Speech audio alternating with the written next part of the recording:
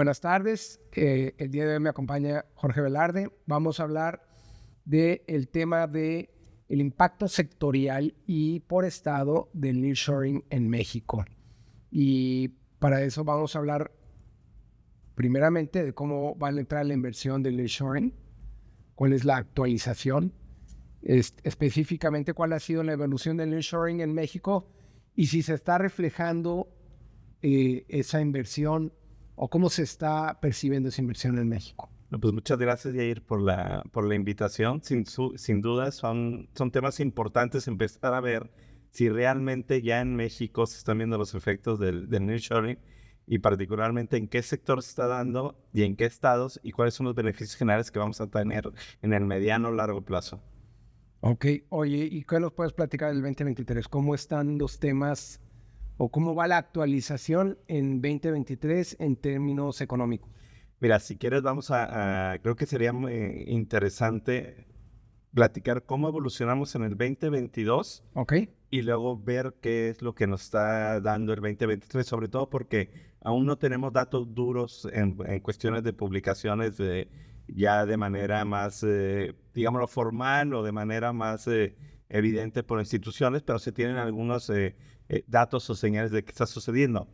La primera parte viene siendo en el 2023, ¿qué está sucediendo en cuestión de entrada de inversión extranjera? Mucho se habla de que realmente se está incrementando la inversión extranjera directa, pero también se dice mucho que esta inversión extranjera directa que está entrando no es inversión extranjera directa nueva, sino que son reinversiones o reacomodos de inversión de lo que sucedió, que se disminuyó en lo que viene siendo durante la pandemia. Okay. La realidad es que hay un dato muy interesante. La inversión extranjera directa que hay ahorita, bueno, en el 2022, son 35 mil millones de dólares. Esa inversión es la más alta, que se ha dado del 2016 para acá.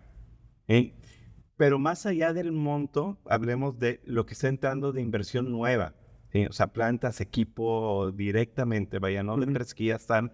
Y eso representa aproximadamente el 45% en el 22, es lo que entró de inversión nueva.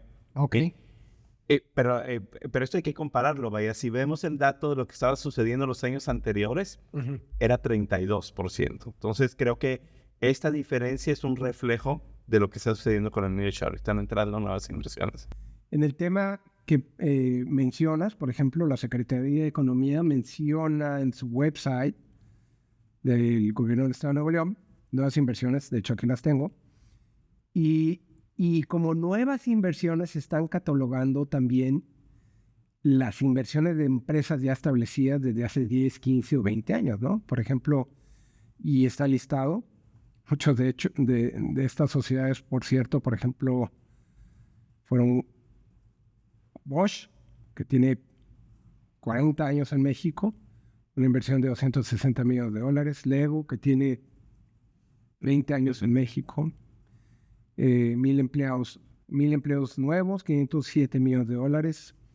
Home Depot, 1,900 millones de pesos, 500 nuevos empleos, y así nos vamos. Exacto, sí, hay muchos que están haciendo, sobre todo, por ejemplo, las automotrices, que están en el norte del país, en Saltillo sobre todo, han anunciado también inversiones. Ajá. Y son automotrices que ya tienen tiempo aquí en el norte del país. Pero el hecho que estén haciendo inversiones y se consideren como inversiones nuevas, es que no es para mejorar lo que tienen. Eso sí entra como una inversión, una reinversión. Okay. Pero, por ejemplo, las automotrices están invirtiendo mucho en la parte que viene siendo autos eléctricos o híbridos. Okay. Cosas que a lo mejor no hacían antes. Entonces, ¿cuándo se considera una inversión nueva? Puede ser de la misma empresa que ya está, pero va a ser una inversión en una división diferente, o en alguna estrategia adicional más allá de la línea de negocio que tiene actualmente. Okay. Eso es una combinación. La realidad es que las dos son buenas, las reinversiones y las nuevas inversiones. Pero si quisiéramos ver el efecto del nearshoring, habría que ver el dato más limpio, y el dato más limpio viene siendo las nuevas inversiones. Okay. Y de ese dato, ¿de dónde están llegando las nuevas inversiones? Mira, las nuevas inversiones es bien interesante porque, claro, la mayor parte viene de Estados Unidos, pero si hacemos una partida en el tiempo antes de la pandemia y después de la pandemia, ha caído la inversión que viene de Estados Unidos a México en un 10% en ese periodo. ¿Sí? Agarremos 3, 4 años antes, 3 años después, y ha caído 10%. Lo interesante aquí es ver lo que está sucediendo y es lo que se habla mucho de que tenemos que traernos todas esas inversiones de los países asiáticos, que es China. Sí. Y ahí en el caso de China, el incremento de nuevas inversiones, o sea, que vienen de allá hacia México, se ha incrementado aproximadamente un 200%. Ok, entonces de Asia. De Asia. China y lo que viene siendo Hong Kong. Okay. Esos dos países tienen incrementos de nuevas inversiones hacia México. Eso es relocalización totalmente. Ok, de acuerdo. Porque de hecho en Asia tenemos varios competidores, ¿no? Vietnam. Exacto. Sí, pudieron haberse relocalizado por ahí y no, lo están haciendo hacia México. Ahora, ahorita me preguntabas del 2023, ¿qué está sucediendo? Si hacemos una revisión de los anuncios que se han estado dando en el primer trimestre del año, vaya, no un dato de una publicación oficial, pero si empezamos a revisar las empresas como las que tú ahorita estás mostrando y ver los montos y ver cuántas empresas, ese es un dato interesante. Miren, en el 2022, todo el año 2022, 131 empresas entraron para realizar nuevas inversiones en el país, todo 2023. Y la inversión es 2022. Y esas 131 empresas aproximadamente entraron de inversión extranjera 18.800 millones de dólares. ¿Qué está sucediendo en el 2023? 19.000 millones de dólares. Nada más en los primeros 3 meses. O sea, ya se rebasó todo lo del año pasado. Y han sido 80 empresas. O sea, imagínate lo que nos espera en los siguientes trimestres para completar todo el año. Entonces, es un dato interesante. ¿Y esto está generando valor en la economía mexicana? Mira, sí se está viendo. Ahorita, si quieres, empezamos a conversar sobre en qué sectores y en qué estados se está dando. Y sin duda, mucha inversión está cayendo en la parte de la industria manufacturera y en nuevos sectores. Vaya, porque mucho se habla de decir, bueno, pues son los sectores automotrices, lo que viene siendo el sector automotriz, y todo lo que viene siendo manufactura en general. ¿Sí? Pero no, vaya, hay otros sectores que son los que ya se están beneficiando con estas entradas. ¿Cuáles son? Mira, particularmente tenemos incrementos promedio, pudiéramos decir, de un 20%. Algunos andan en los 25%, otros en los 15%, pero son lo que vienen siendo aparatos electrónicos, componentes electrónicos, todo lo que es metalurgia. Esos traen esos incrementos. Lo que viene siendo automotriz y lo que viene siendo autopartes tienen una caída, un crecimiento muy marginal todavía.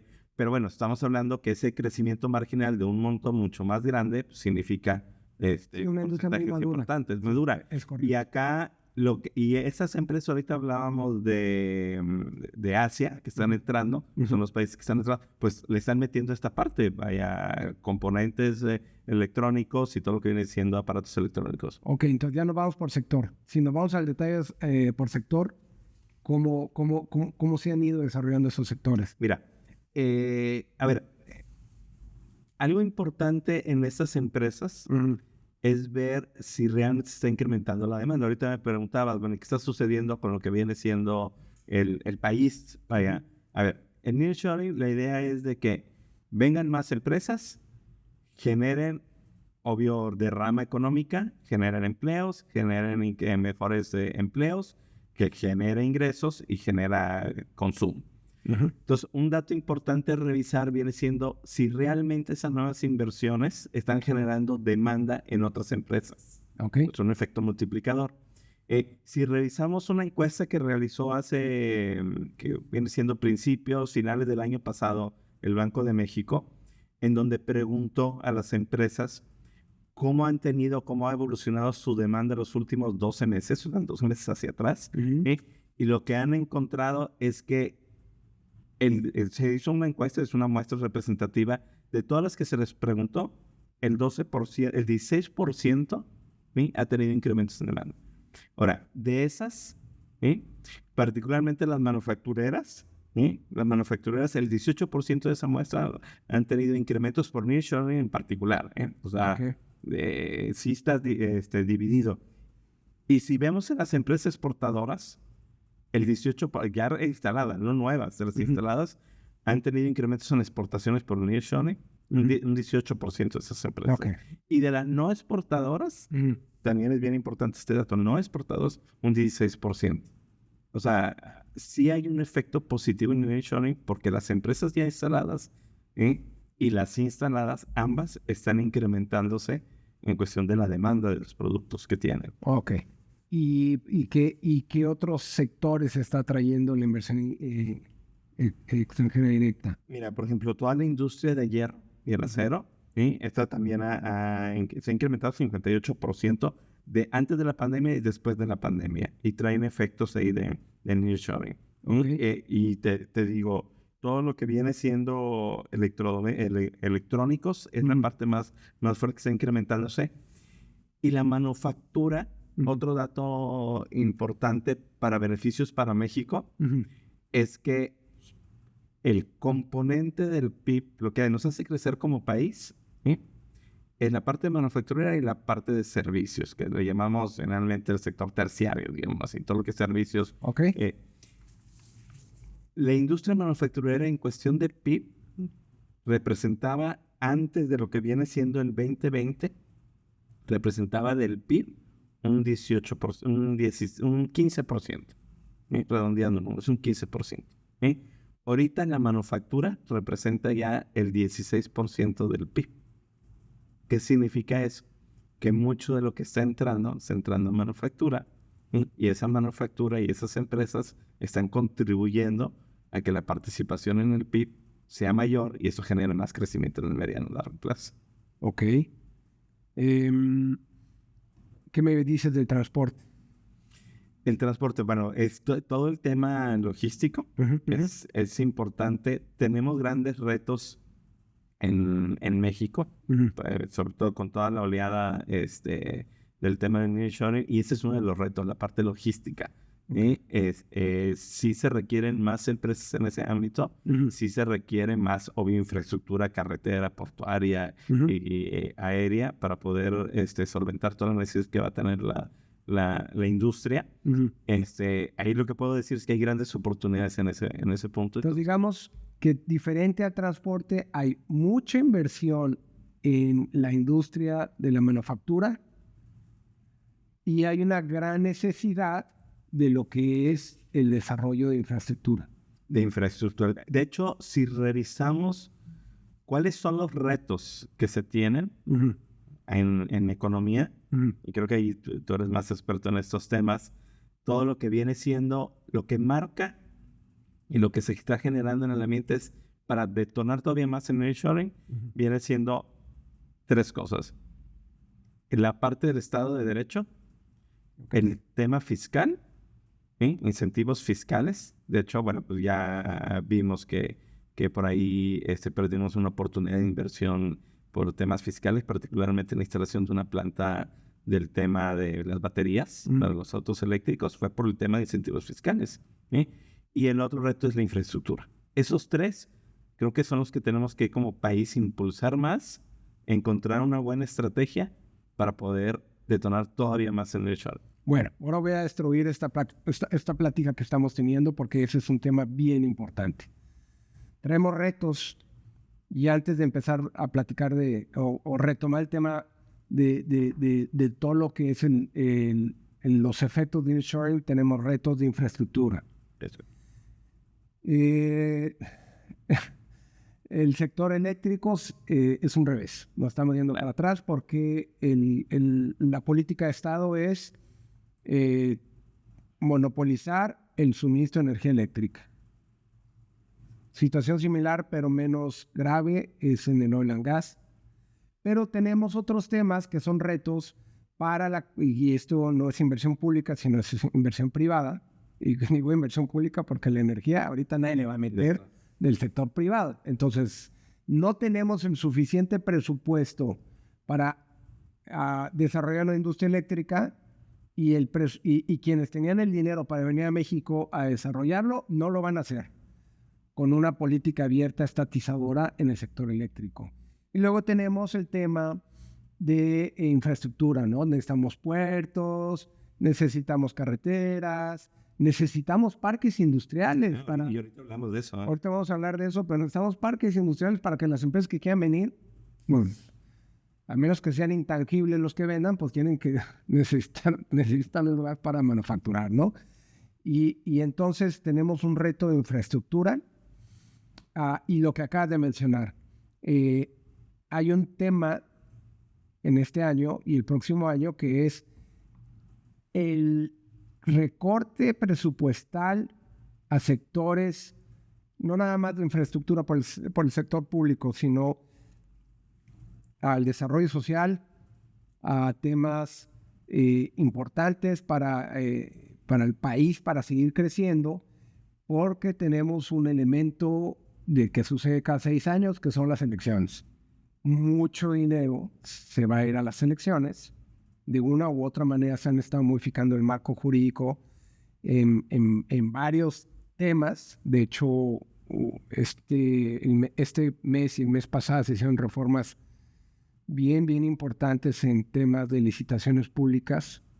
Se le dieron atribuciones a ciertas secretarías que antes no tenían, y el tema del control presupuestal va a ser un tema bien importante, y la inversión pública este año y el próximo año van a ser un tema. Es decir, va a haber un déficit o un desvío de recursos hacia las elecciones, y vamos a tener, en el mejor momento en el que México está recibiendo inversión extranjera, en el punto más alto que tenemos, cuando tenemos que hacer la mayor apuesta en temas de infraestructura, es cuando ese dinero que debería ir a un aspecto bien importante, que es crecimiento o desarrollo económico, o creación de infraestructura para que haya desarrollo económico, se está yendo a temas de elecciones, ¿no? Entonces ahí traemos un reto bien importante. No sé qué opinas tú. Sí, generalmente en épocas de elecciones sucede lo que estás mencionando, y hay un reacomodo en la parte de lo que viene siendo los sectores que reciben esos recursos que destina el gobierno federal a la parte de elecciones. Por industria del entretenimiento. Exactamente, la publicidad, todo lo que viene siendo pues, mercadotecnia, toda la parte digital y demás enfocado a elecciones. Y la realidad es que sí, también se detiene inversiones, y particularmente pues es el tema de infraestructura. Aquí la clave es que lo que tenemos que impulsar, y el mismo gobierno también tiene que poner sobre la mesa, es generar certidumbre, y que no se generen las volatilidades que en las pasadas elecciones en México se genera incertidumbre, y no únicamente se detienen las inversiones, se van las inversiones. Es correcto. Entonces, va a ser muy difícil que evitemos esto, pero lo que tenemos que buscar es que sea en muy corto plazo, sea un tiempo muy corto. La vez pasada fue el último año de la administración presidencial pasada, y el primer año que se vio muy fuerte de la administración presidencial presente. Pues correcto. Entonces hubo una volatilidad, se fue el capital golondrino, huyó de México. Curiosamente está entrando, como tú dices, muy fuerte el 2023, y pareciera ser que 2024 es una gran interrogante. Mira, ahí depende quién, en mi opinión, es qué partido gana las elecciones. Si hay continuidad, creo que ese pequeño bache o ese bache de un año y medio que tuvimos hace 5 años, duró más porque hubo un cambio, hubo una alternancia, y una alternancia fuerte también en la parte de la política económica. Sí, es correcto.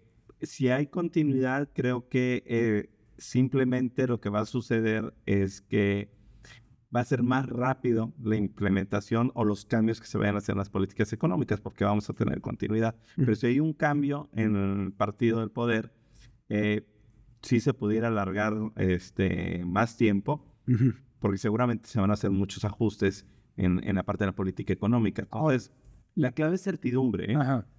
La política económica, hablando de política económica o cortes o formas de gobernar, la que tenemos ahorita es proestatizadora. Y el bloque opositor, porque va a ser un bloque, es lo que actualmente le dicen conservador, pro empresa. Entonces, quizá eso se pudiera cortar en el sentido de que tienes una política económica restrictiva a la inversión al día de hoy, con unas políticas en materia de energéticos impresionante, y no digo energéticos porque es oil and gas, es energía, es litio, es todo lo que te puedas imaginar que pueda detonar ciertas industrias muy desarrolladas en el mundo y que México no tiene ni siquiera el presupuesto para desarrollarlas, ¿no?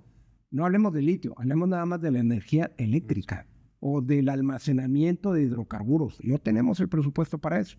Pero bueno, desde mi perspectiva y en ese punto yo creo que se lo acortaría, porque en el seguimiento de una política estatizadora en un país que no tiene el presupuesto para estatizar lo que quiere estatizar, pues lo único que va a pasar es volteando hacia el sur de Sudamérica, lo que sucede en Venezuela o lo que sucede en países como Cuba, donde desgraciadamente tienen el monopolio de todo, pero no tienen nada porque no lo pueden desarrollar, ¿no? Entonces, una política más abierta pudiera detonar, como lo dices, la inversión extranjera directa.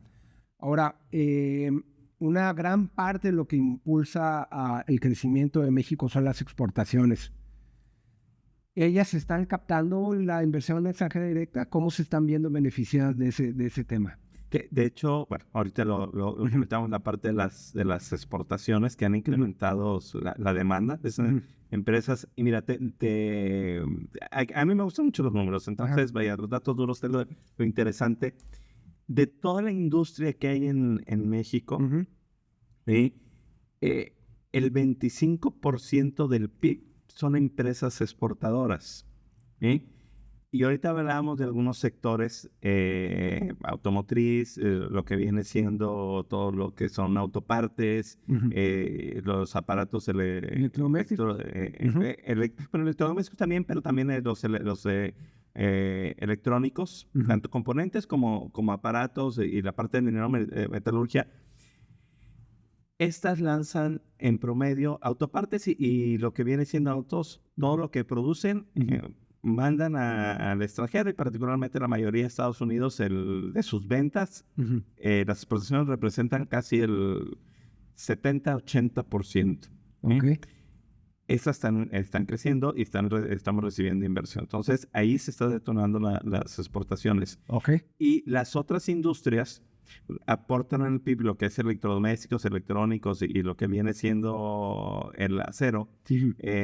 Sumadas, esto representa más o menos el 3% del PIB. Eso es muchísimo. Okay. Y también lanzan hacia afuera la exportación en promedio el 30%. El acero un poco más, pero en promedio viene siendo un 30-40%. Ahora, ¿qué está sucediendo? Y este es otro dato porque muchos hablan que el nearshoring todavía está muy incipiente, que no hay información para lograr ya tener datos positivos en la economía. Pero, a ver, en el caso, y ahorita vamos a hablar de estados, en el caso de Nuevo León, está captando el 72% de todo lo que viene siendo el nearshoring.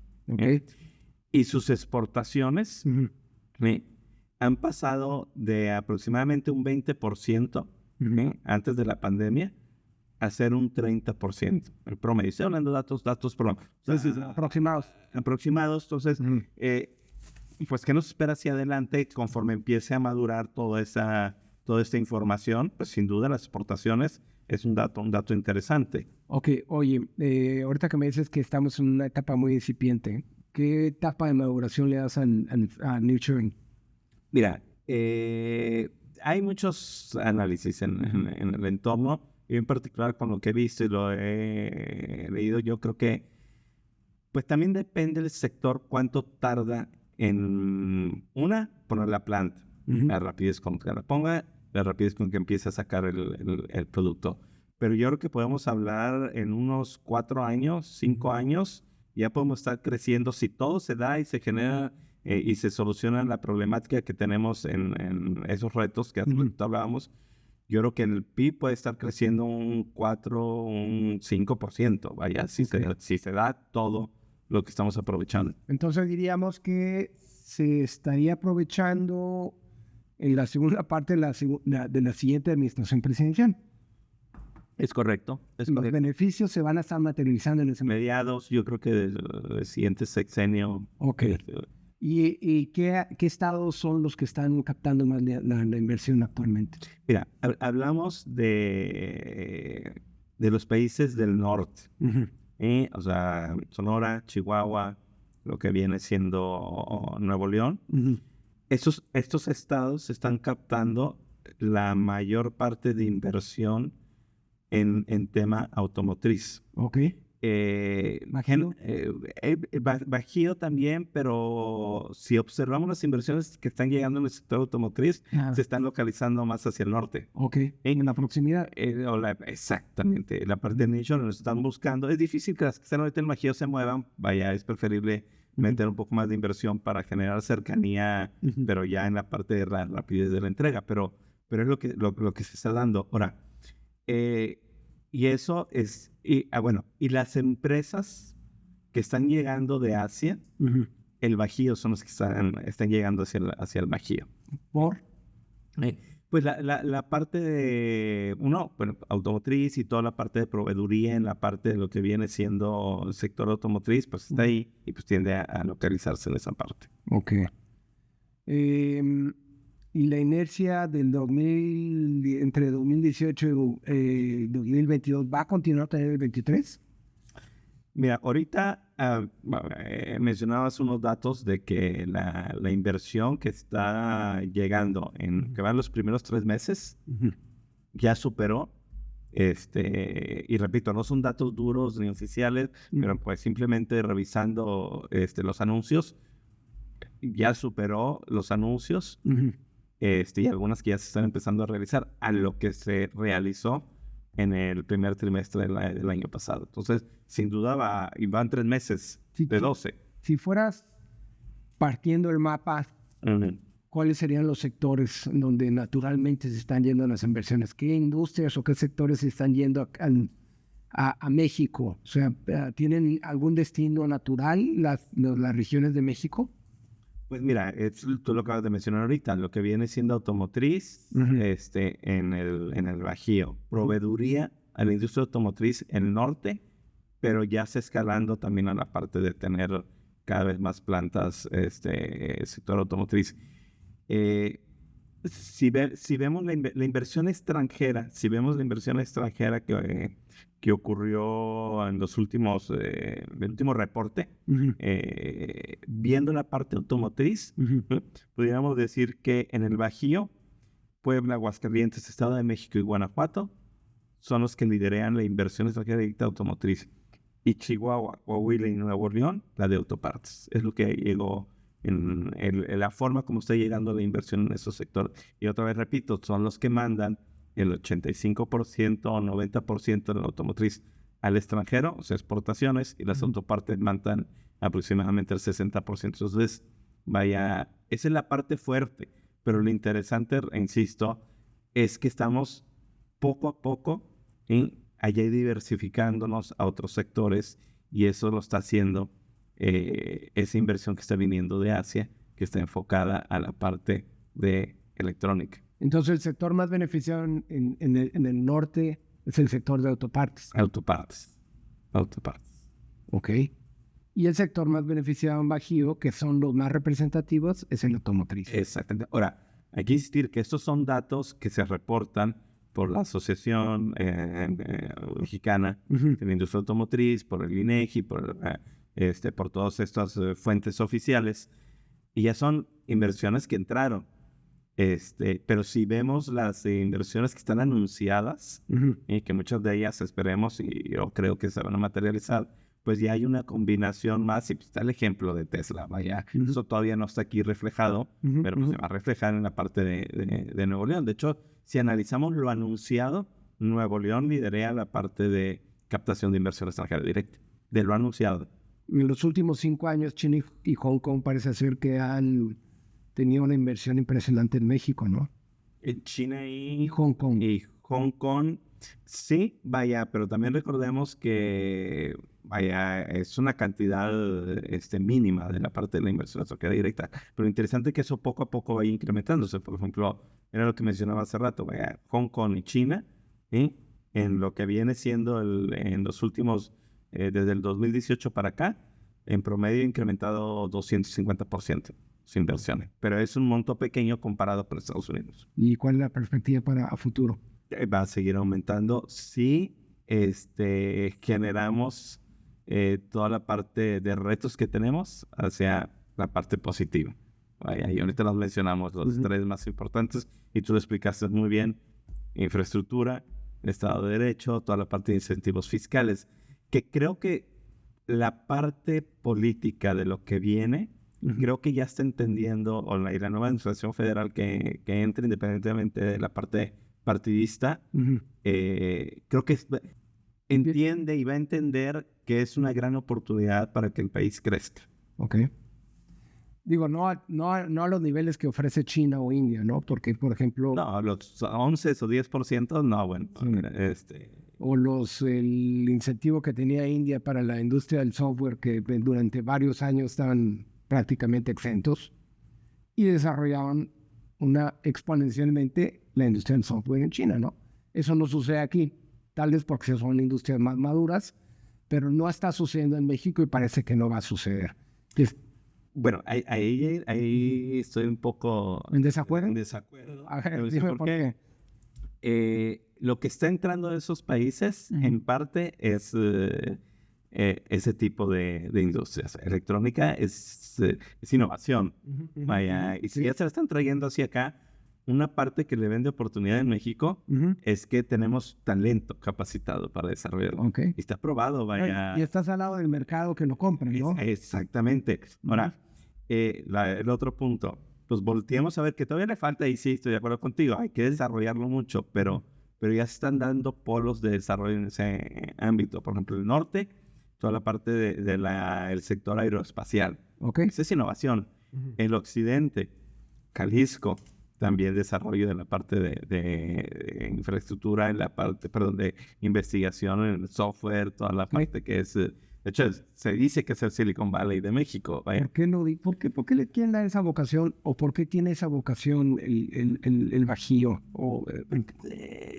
Mira, volteemos a ver cuáles son las empresas que empezaron a instalarse ahí.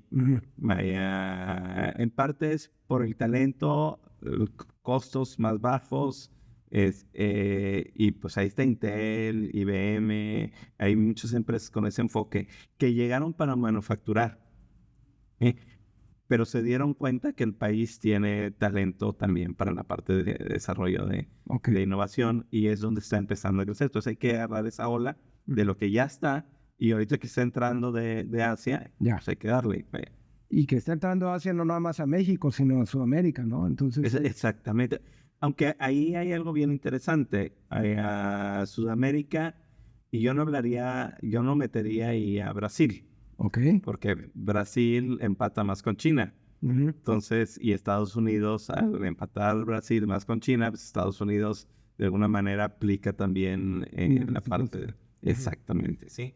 Sí, pero yo diría que China se ha aplicado desde Argentina hasta Guatemala, ¿no? Sí. Es decir, es un territorio que ha tenido una fuerte inversión asiática, si lo quieres llamar de alguna manera, en contraposición con la inversión que tiene Estados Unidos en esa región, y parece ser que esa inversión silenciosa asiática, como tú dices, ha tenido un crecimiento exponencial en México gracias a la relocalización, pero al final del día la inversión asiática está creciendo de una manera muy importante en México, ¿no? Exacto. Mira, y hay algo que sería interesante ver de cuáles son los beneficios que tiene México, que pudiera tener México y que están observando esos países para beneficiar a México.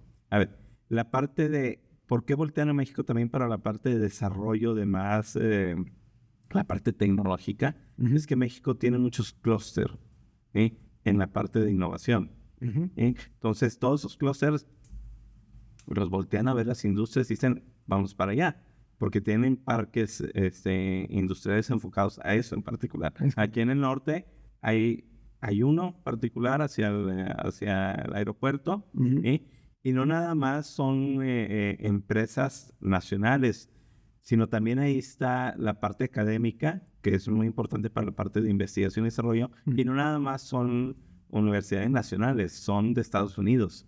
Entonces, eso pues es una oportunidad, por eso están volteando. Esa es una. La otra es todo lo que viene siendo la cercanía con Estados Unidos. Entonces, imagínate, tienen tecnología, tienen parques de investigación, tienen clústeres organizados, pues, ¿qué más? Vaya, conviene venirse acá. Ok. Retomando el tema de los sectores a nivel estatal o regional, ¿qué sectores son los beneficiados? Pues viene siendo, vaya, como te comentaba, todo lo que se está apostando ahorita es automotriz. Partes, automotriz. Lo que te mencionábamos de minerometalurgia es otro. Toda la parte de transporte, ahorita que mencionabas tú, también lo logístico, en transporte también se está generando esa inversión. Ya están viendo las oportunidades, creo que son las más fuertes. Ahora, también donde se están localizando las empresas, se detona industria regional o local. Por ejemplo, ¿qué se requiere para eso? Hoteles. Entonces, conforme se vaya madurando la inversión, cada vez se van a estar generando nuevos hoteles. La industria restaurantera o la proveedora de alimento es otra industria. Toda la parte de educación, porque va a haber necesidad de eso, también se va a detonar más. Entonces, yo hablaría de sectores que están entrando y sectores locales o regionales que se van a empezar a desarrollar. Satelitales, exactamente. Que al final del sexenio pasado, del inicio de fueron digamos que eran las industrias más solicitadas por los fondos de inversión. Educación, hoteles, hospitales. Había una fuerte adquisición de escuelas.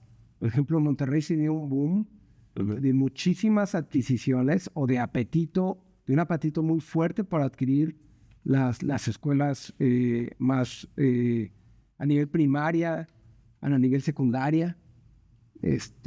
Había muchos fondos de inversión interesados. Adquisición de restaurantes, de cadenas de restaurantes, no se diga. De hospitales también, y se fueron, digamos que los múltiplos estaban muy, muy elevados en 2017, 2018, 2019, y luego empezaron algunas políticas públicas un poquito agresivas que espantaron a ese tipo de capital, y pues al día de hoy, como lo estamos platicando, está regresando, no obstante que puede haber una continuidad en las políticas públicas, en temas de inversión extranjera directa. No se ha modificado el marco legal al día de hoy, y entonces ese no es un tema. De hecho, no se ha modificado ni en la industria eléctrica. Más bien son temas de facto más que de ley. Entonces, bueno, si se consolida la atracción de inversiones, la inversión extranjera directa mediante el nearshoring, ¿qué beneficios va a estar trayendo a México? O sea, ¿cuál sería, ya materializando el beneficio en nearshoring para México, cuáles son esas ventajas? Mira, yo veo cuatro grupos de beneficios que podemos tener. Mira, el primero que ya lo mencioné viene siendo toda la parte de investigación y desarrollo, para generar más beneficios a la industria. Decíamos que, y ahorita lo acabas de mencionar, toda la parte de educación está siendo demasiado sinergia con la industria para poder estar generando esta innovación y con menos apoyo gubernamental. Exactamente. Con más apoyo de las empresas para poder generar esto. Bueno, Ok. Tú eres más experto en esos temas legales y demás, pero ahorita lo que sucedió con el tema del CONACYT, pues eso es algo lamentable para ese tema, pero esto no limita a las empresas para continuar desarrollando, ¿sí? Okay. Y de la mano va que también es importar la tecnología. Ese es el primer golpe del beneficio. Ahora, podemos decir, bueno, ¿por qué importamos la tecnología? Bueno, en lo que la desarrollamos aquí tenemos que importar la tecnología para poder desarrollarla. Así creció China. China no nació de la noche a la mañana en la parte de desarrollo de tecnología. Primero importaba la tecnología, la generaba a partir de ahí y fue como se generó todo ese boom de hace ya más de una década, 2 décadas de crecimientos de 11%, 12%. Y ese es el primer bloque del beneficio. Y esto lleva a la larga a que las economías que están generando este tipo de beneficios incrementen su PIB per cápita. Ahorita en México el PIB per cápita es de $9,000 por persona, digamos así. Pero si esto se consolida, esto brinca a 15, 20. Por eso es bien importante, es uno de los beneficios que podemos tener. El otro bloque, bueno, sin duda la entrada de inversión extranjera, que esta puede representar el 4% de todo el PIB de la economía. Ahorita estamos hablando de 4 o 5 años hacia adelante, que se consolide. Y el otro tema, la parte de fortalecer más la relación con Estados Unidos, este es el tercero, y la generación de nuevas cadenas de suministros. Ok. O sea, ya las cadenas de suministros considerando el nearshoring, porque se están localizando. Ahorita las cadenas están enfocadas hacia Asia, por el camino, y esto va a generar unas nuevas formas de generar esas cadenas de suministro y entra la parte de infraestructura en materia de logística y transporte, por un ejemplo. Y el último beneficio, que igual si gustas podemos profundizar ahí en algunos datos, viene siendo la parte de empleo, más empleo. Inclusive se habla en algunos estudios que se puede generar 1.1 millones de empleos al año. Si esto se considera más sumando a lo que ya tenemos actualmente. Y todo lo que viene siendo el aumento de las exportaciones. Esto pues se va a detonar, pueden crecer hasta un 20% más o menos, dependiendo también de los estados, digamos. Ok, muy bien. Entonces, ahora tenemos un fenómeno que no hemos considerado, que es la alta migración hacia Estados Unidos, que está regresando a México y se está quedando en México. Y entonces ese es un factor que, digamos, que mucha gente está diciendo que la tierra de las oportunidades, con lo que se está dando este contexto, ya no es Estados Unidos, es México. Entonces, ese es un tema, es un efecto colateral, digamos, que no habíamos considerado, pero al final del día México está siendo un país atractivo para Latinoamérica ante el cierre de las fronteras en Estados Unidos. Mira, ahí, híjole, habría que hacer un análisis más profundo, pero lo que yo pudiera ver es, evidentemente se requiere mucha política en temas de migración, pero el hecho que entre más gente al país, pues se requieren más oportunidades de empleo. Ahora, la pregunta... Que está habiendo más oportunidades para la mano de obra calificada. Esa era donde iba, exactamente.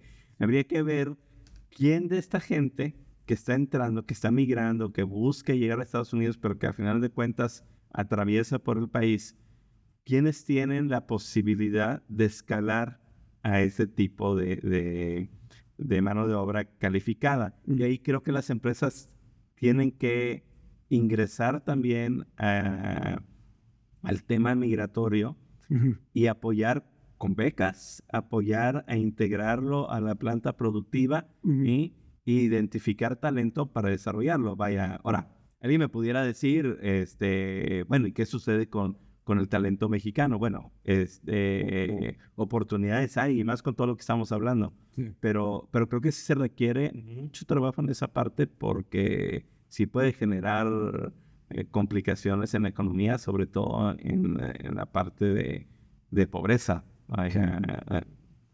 Es un detonante que si estamos aceptando migración hacia el país, que de hecho recientemente en esta semana han estado hablando de que México tiene que contener la frontera sur, pero si México tiene una política de puertas abiertas a la migración, por un tema de votos, estamos asumiendo una responsabilidad por un tema de integración y por un tema de capacitación, porque si no va a ser un tema de violencia y va a ser un tema de pobreza extrema. Entonces tenemos un reto ahí muy fuerte con la migración, porque si no hay integración hay pobreza extrema. Y hay violencia y hay una serie de situaciones que se nos van a detonar en México porque la política migratoria del Estado está cerrada. Y las oportunidades se están dando a este lado, las oportunidades de trabajo. Entonces creo que ese es un factor que se debe considerar, sobre todo si vamos a tener una continuidad de los gobiernos populistas. El tema de la migración va a ser un tema que no le va a quejar, bueno, le está quejando a Estados Unidos y le va a quejar a México de aquí en adelante. Pero bueno. Sí, creo que hay que, como mencioné, hay que formar política económica en ese ambiente, pero no nada más formular la política, sino también ser contundente en la aplicación de esa política. La parte humanitaria, creo que pues México en el pasado pues, ha tenido cuestiones positivas, pero ahorita es masivo, entonces sí hay que ordenarlo, si no, como dices tú, vaya, la parte de la atracción de inversión se puede empezar a disminuir. Sí. Veamos ahora el detalle del comercio internacional.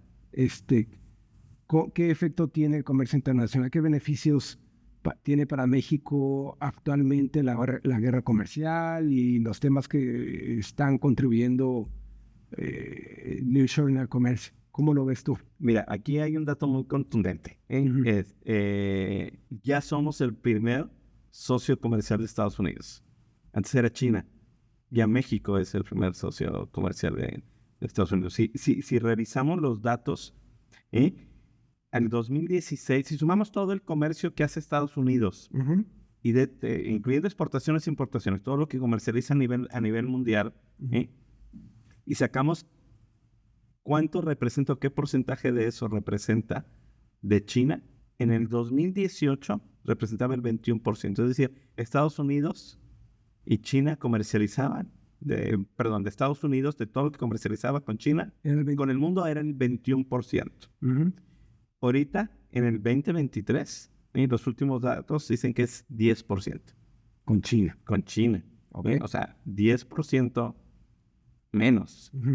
México. ¿Qué sucede con México? Y eso sí es un efecto de lo que viene siendo todo este tema comercial y guerra comercial con China, es que en el 2018, México, de todo el comercio que hacía Estados Unidos, México representaba el 13%.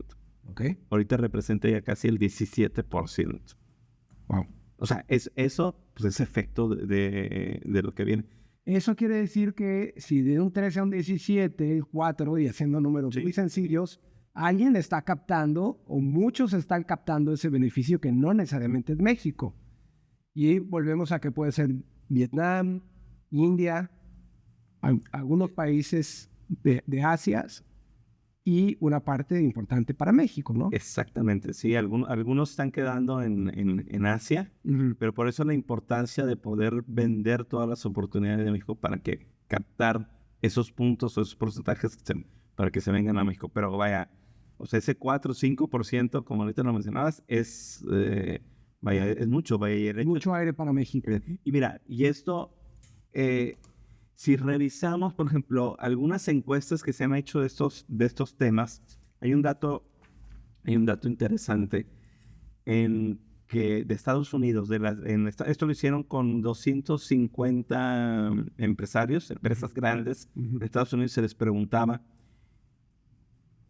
qué iban a hacer los próximos meses en materia de su cadena de suministro. El 35-40% ¿sí? contestó que iban a hacer nearshoring. Okay. Es evidente que si es Estados Unidos, yo quiero pensar positivo que se va a venir a México. Okay. Entonces, vaya, eso quiere decir que estos 4 o 5 puntos se pueden incrementar en los próximos Se deberían incrementar si damos las condiciones para ello. Exactamente. Y las condiciones para ello otra vez es inversión pública, es inversión privada y es inversión en infraestructura. Exacto. Y es destrabar los trámites de constitución de sociedades, los permisos IMEX. Es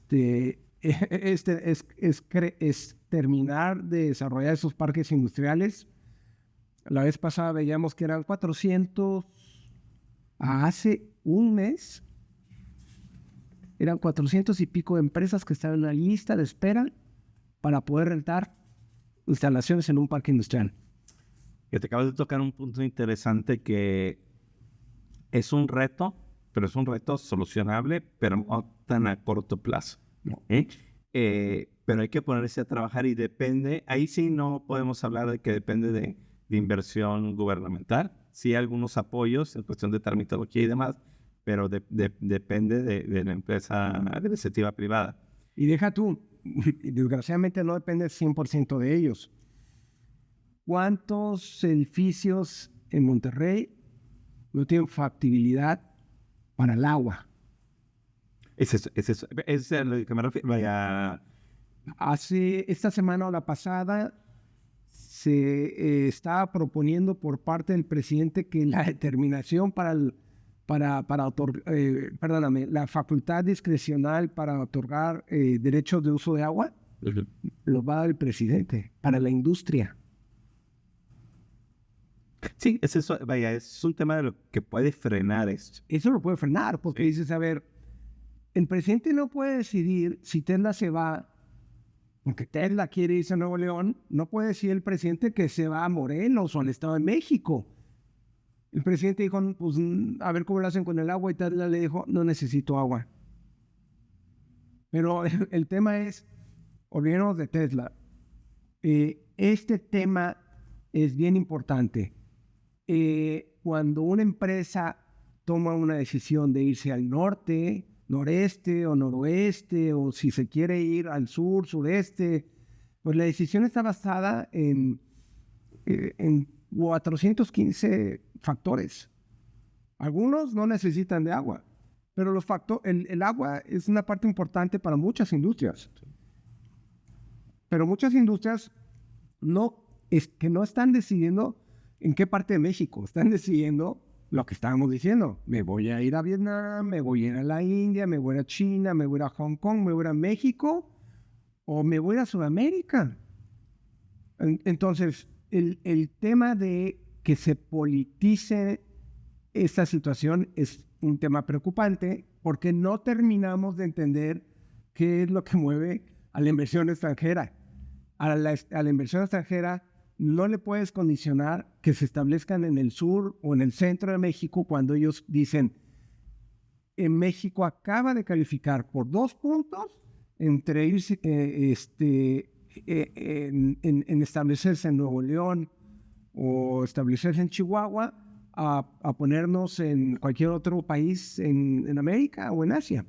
Entonces, este tipo de temas y este tipo de iniciativas son un poquito retrógradas.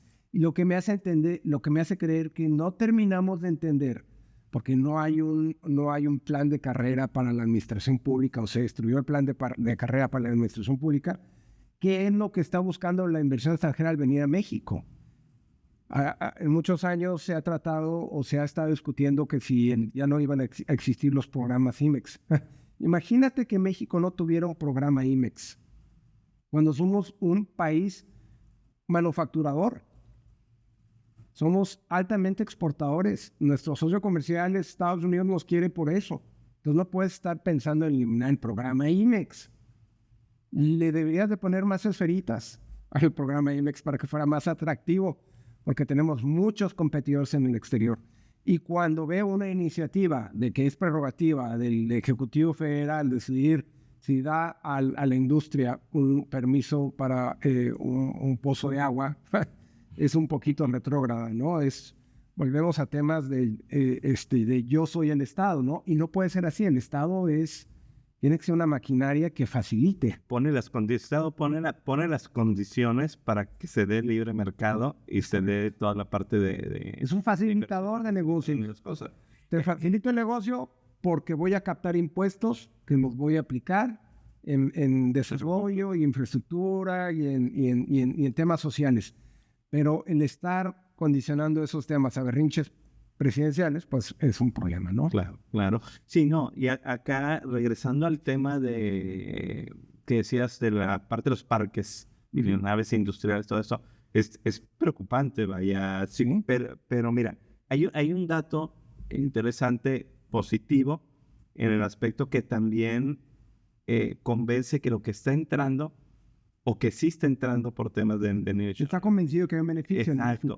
Fíjate, si vemos los parques, vaya, si de todas las ocupaciones o los metros cuadrados de los parques industriales, identificamos aquellos que son por cuestiones de nearshoring, vaya, porque las empresas que se dedican a este tema o me preguntan y saben por qué están llegando. Fíjate, en el 2019 había 0.3 millones de metros cuadrados consecuencia de nearshoring. O sea, una empresa que vino y rentó y eran 0.3 millones de metros cuadrados. 3 años después, o sea, el 2022, los metros cuadrados eran 1.5 millones de metros cuadrados. Suena poco, sí es una buena cantidad, pero se ha identificado que es nearshoring. O sea, sí está entrando, vaya. Muchos aún tienen la duda si realmente está sucediendo. Sí está sucediendo. Ahora, el problema... se ha incrementado mucho el precio. Exactamente. El problema es que la disponibilidad a nivel nacional en promedio es de 1% de metros cuadrados. O sea, todo lo que hay en el país, en cuestiones de parques industriales, existe disponible el 1%. Y hay lugares en el norte, sobre todo, que está bajo de 1%, o sea, el 0.5%. Estás sobre... Hay un exceso de oferta y no hay demanda. ¿Cómo se da el precio? Mira, los precios, 33% se han estado incrementando. Se incrementaron en el 22, nada más en el 22. En el caso de Nuevo León, 17% los precios se han incrementado. Y lo que viene siendo, y particularmente en Monterrey y en Reynosa, Tamaulipas, que son lo que comentamos de los estados del norte, 21%. O sea, nada más en el 22 y en lo que va del 23, el primer trimestre, se han incrementado 22%. Es decir, el año pasado 33% y este primer trimestre 22%, súmale, ya llevamos acumulado más del 50%. 100% mercado. Sí, son efectos. Y lo preocupante es que la oferta está incrementándose lentamente. O sea, no va a subir la disponibilidad. Exactamente. ¿Y por qué tarda? No es tan sencillo, pero algo positivo, pero que hay que trabajar en la parte de tener más oferta en el mercado, es que las empresas están volteando a ver a México y están rentando espacios sin saber cuándo van a estar listos. Es decir, vaya, saben que va a haber, los oferentes de los parques industriales saben que va a haber, pero hay que hacer todo el tema de tramitología, infraestructura, servicios y demás. Pero las empresas confían en México. Ese es un tema. Bueno, volvemos al tema que estamos platicando del agua. Imagínate que estás en una lista de espera y no sabes si tienes disponibilidad de energía eléctrica. Te van a dar tus KVAs. No va a haber disponibilidad en el parque industrial de agua. No sabes cuándo va a terminar el parque industrial. Es más, yo lo hemos mencionado mucho en temas, en capítulos anteriores. De Ciudad Juárez se traían mano de obra trabajadores de Veracruz. Entonces imagínate que no tienes la disponibilidad ni siquiera de la mano de obra. No tienes claro todavía, y tal vez por eso es el tema de Nuevo León, es que Nuevo León al menos te garantiza que esos temas los tiene resueltos. Es decir, la mano de obra es muy cara, pero existe. Existe una infraestructura mínima de parques industriales disponibles, pero existe. Y pues creo que la vocación del Estado va a ser todo aquello que no necesite agua. Porque si es agua, no es Monterrey. No, O a lo mejor el tema de inversión en tratamiento de agua. sí. También hay Hay un área de oportunidad. Sí, claro que hay una gran área de oportunidad. Hay mucha obra que se está ahorita construyendo en tema de infraestructura de agua para traer el agua en origen, no para captarla. Bueno, O sea, en Nuevo León y ahora también tienen el problema en el centro del país también. Lipas. Creo que el tema crítico ahorita es energía eléctrica, agua. Pues con el boom que tenemos mano de obra calificada.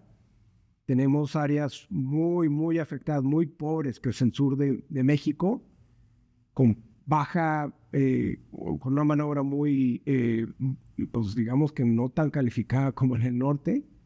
Y pareciera ser que el norte va a ser un polo de atracción de población, porque tiene más oportunidades de trabajo el Bajío y el norte de lo que existe en el sur. En el sur existe mucha necesidad de trabajo y que no creo que la vaya a satisfacer Dos Bocas, el Tren Maya, que no según estimaciones, van a terminar o van a empezar a funcionar al final del próximo sexenio.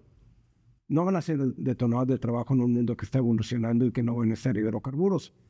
Tal vez el Tren Maya un tema turístico, pero la cuestión es de que el sur sigue sin tener un desarrollo y no lo va a tener por un decreto presidencial, porque no existen las condiciones.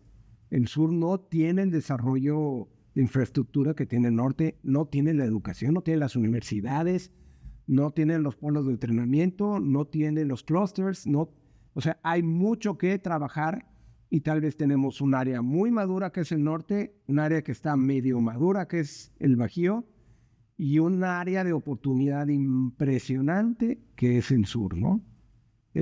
Ahí traemos muchos claroscuros. Ahí yo creo que hay que trabajar, y otra vez son políticas económicas, poner las condiciones junto con las empresas que están llegando, ¿sí? De generar iniciativas para que estas mismas apoyen el sur del país.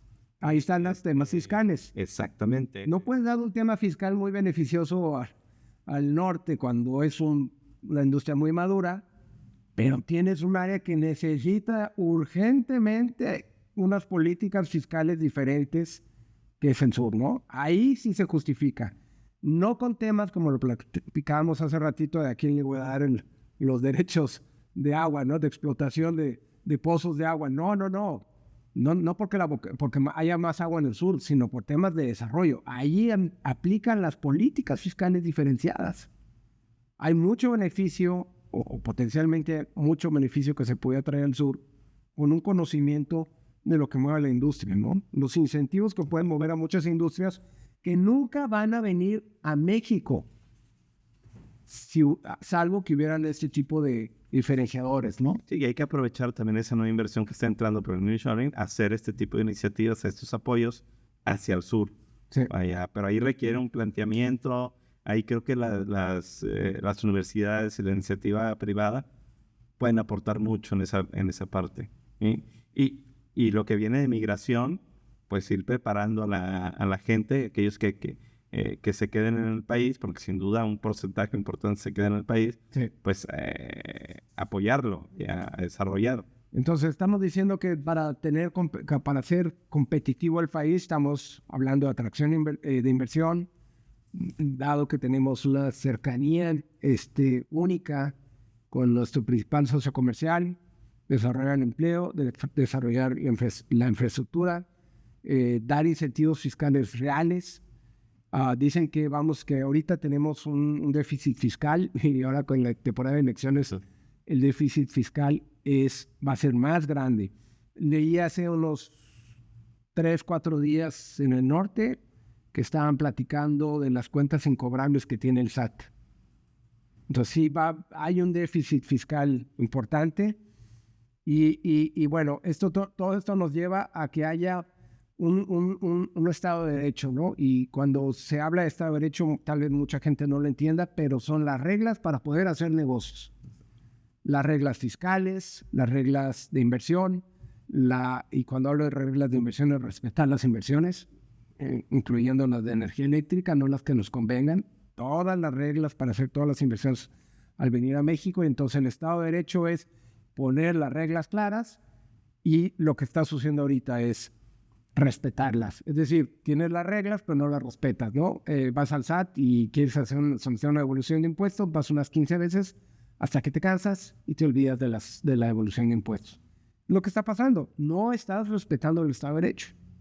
Entonces, esos temas se tienen que solucionar, porque no puedes decir, esto sí lo cumplo y esto lo ofrezco, vente a México, y luego resulta que no, que para poder establecer una empresa me tardo 6 meses para el programa IMEX, 2 meses o 3 meses para obtener el alta en el Registro Federal de Contribuyentes. Sí.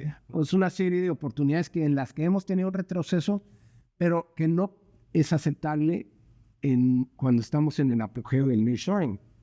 No, y la parte de cuáles son los el principal reto que mencionan las empresas es justo el Estado de Derecho. Y este es un ejemplo claro. Ahora, resumiendo un poco la parte de si realmente se está dando el nearshoring y cómo se está dando y qué beneficios ya estamos teniendo, si ya lo estamos teniendo, yo diría, ¿se está dando el nearshoring en México? Sí, porque se está incrementando la inversión extranjera directa y particularmente nuevas inversiones. ¿En qué sectores se está dando? Se está dando, todavía continúa en la parte automotriz y todo lo que viene siendo autopartes, pero se está dando en sectores nuevos que eso nos permite diversificarnos, como lo que viene siendo componentes electrónicos y aparatos electrónicos y lo que es minerometalurgia, acero y demás. ¿En qué estados se está dando? En los estados que se está llegando la mayor cantidad de inversión, la asiática se está dando en el Bajío, pero la gran mayoría se está ubicando en el norte del país. ¿Y qué beneficios se pueden dar en cuestión de crecimiento en el país? Toda la parte de mayor desarrollo, en la parte de investigación y desarrollo, importación de tecnología que nos va a permitir profesionalizar el país y hacernos crecer. La economía pudiera estar creciendo de 4 o 5%, ¿sí? En unos 5 años. ¿Sí? Okay. Y la parte de las exportaciones ya se está dando, ¿sí? Es lo que nos da la señal ya palpable, porque muchas empresas están incrementando su demanda de productos, resultado de empresas que llegan a México por el nearshoring. Y además, toda la parte de exportación se está detonando, ya creciendo inclusive en algunos estados a 2 dígitos, 15, 20%, ¿sí? Y la gran mayoría de nearshoring se está ubicando en el norte del país y una gran cantidad en lo que viene siendo Nuevo León. Entonces, yo diría que sí se está dando y ya hay datos duros que reflejan esa llegada. Entonces, ahora imaginémonos qué va a suceder hacia adelante si seguimos haciendo el trabajo. Pero claro, como tú lo dijiste, hay retos, están los retos en lo que viene siendo las elecciones, están los retos en la parte de parques industriales, están los retos en lo que viene siendo la parte de Estado de Derecho y todo lo que es infraestructura de bienes públicos. Yo lo he platicado mucho con demasiados empresarios, politólogos. Creo que lo que viene para el 2024 es una inercia, porque no ha habido cambios. Entonces, es una inercia.